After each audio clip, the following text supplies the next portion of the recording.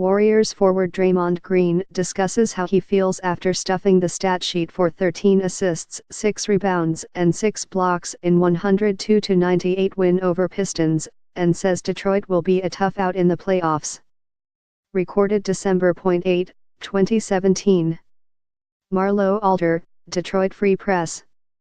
Golden State Warriors forward Draymond Green talks with Brennan Rexroad on Wednesday at practice in Oakland, California. Photo, Joe Rexroad / the Tennessean, by photo. Oakland, California. The 10-year-old sports fan is the best sports fan by far, old enough to understand what's going on but not yet jaded or preoccupied by the adult themes of the sports world. It's pure love and the athletes are larger than life. For me as a kid it was Isaiah Thomas and Billy Sims and Alan Trammell.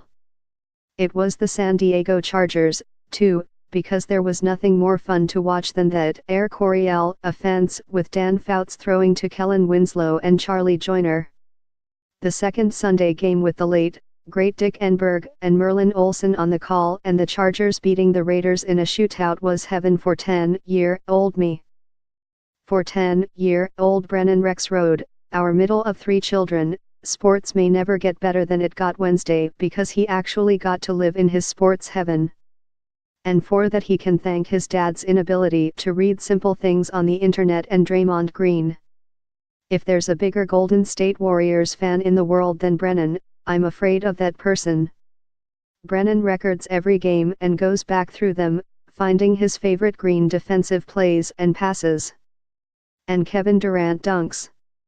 And Steph Curry bombs, and so on. He has Curry and Durant sneakers and he yelled so loudly during a 2016 NBA Finals game while we were visiting my mom in Virginia, with an ornery Cleveland Cavaliers fan at the next table, that he almost got into his first bar brawl at age 8. A link has been posted to your Facebook feed. Some of this is basic. 10-year-old front-running Golden State is arguably the best basketball team assembled and certainly the most fun to watch, but it's mostly about Green. Brennan grew up around Michigan State, which I covered for 14 straight seasons, and he was just starting to get into sports when Green was a senior in 2012. He has watched him fervently since, and there's no doubt about that when Brennan plays.